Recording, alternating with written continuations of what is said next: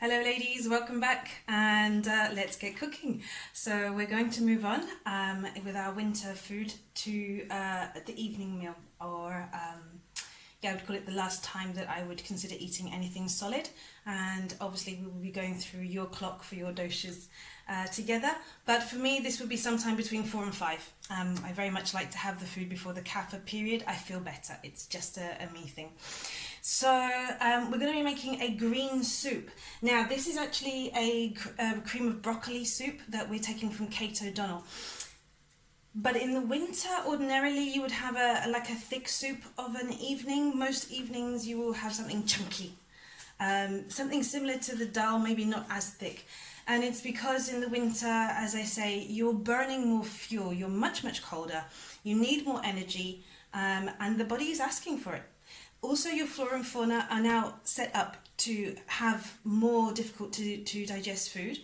And this is where the green food can be some of the hardest to digest. So this is where you make take an excellent opportunity and use it to put in all that fantastic goodness from your green food. So I'm going to tell you directly, if you are vata, it's going to cause a little gas. So we're going to have to teach you the antidoting. Please look out for that in the class. If you're pitta, you're just going to love it, and you're going to need to probably make twice the amount that I make, because I can always eat 2 or 3 bowls. If you have kapha, you don't like the soup, okay? Get over it. It's really good for you. Season it, find out how it's going to work, but it's a really good soup for you. So we're making this green soup today. This is a broccoli one. You can interchange the greens. I do it very happily with cabbage, with the peas, with green beans, anything that's green. I know the reaction with my body, so I know that I'm really good at interchanging them. This is something you're going to have to discover to find out what works for you. So I've been playing with the selfie stick, so let's see now if this is going to work for me. So in the pot there we have, as you can see, some spinach is just bubbling away. Okay, we're going to add the extra cup. Now I wanted to show you this briefly. This is what I consider to be a cup of liquid, okay? In the States, in the other video I was talking in the States, they would use a measurement like this. And I can show you, they're not the same, okay? So again, you're going to need to work a little bit on your measuring, but this is basically what I would consider 2 pots. There's a whole head of broccoli in there, or a couple of cups, and 2 cups of broth. I will recommend that you make your own broth, but I'm also not stupid, and I also appreciate the fact that not only are you women, but you have families and lives to organize.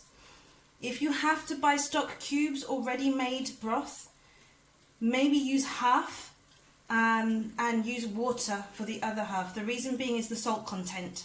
We don't know if they're using Himalayan salt, we don't know what salt they're using, so it can be a bit worrying. This is going to stay in here now for 10 minutes, and we want to really get the heat in there, so we put the lid on and we leave it just bubbling away, simmering away for at least 10 minutes.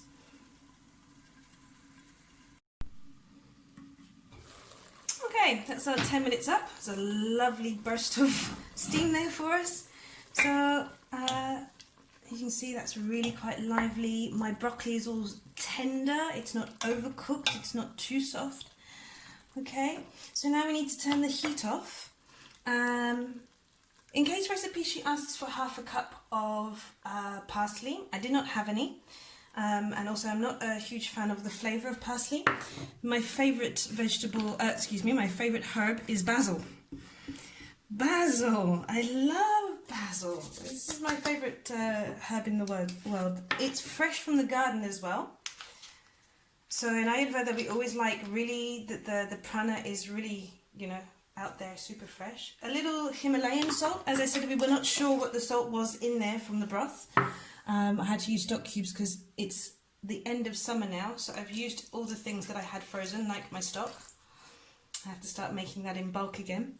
And we're going to add a little milk. Remember, it's cream of. This is Ayurveda, so we're not going to put cream in here. So this is milk. Again, Kate says you can use goat's milk. This would be really ideal for kapha, or for the kapha time of year. If you use goat's milk, it's fat cutting. It likes to cut the slime.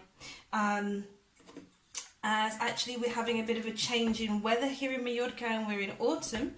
So I am adapting, and this is rice milk. I'm more interested in sustaining at the moment than trying to balance any doshas. Because the weather, we had storms, is why I didn't sleep last night. So we have wind, rain, and now it's really hot today. So I've used rice milk. On the milks, please try and make them yourself if you can. Obviously, if you cannot, organic is always the best way. And after organic, then it should really be a local thing. And that's it. I'm just going to blend it now, and you can serve this. Ideally, this is an evening meal, so ideally Kafa would have this and this alone. For pitta, it's not enough. You're going to need something else. Please try having a roast sweet potato with this. Could go very nicely for a pitta person. Although the evening times are not really about eating solid foods. And for the vata people, so complicated to ensure your appetite's going to be in place for an evening meal, that whatever you feel like eating with this is permissible. It's unusual for me to say, please have some rice or a flatbread. But for vata, especially in the winter,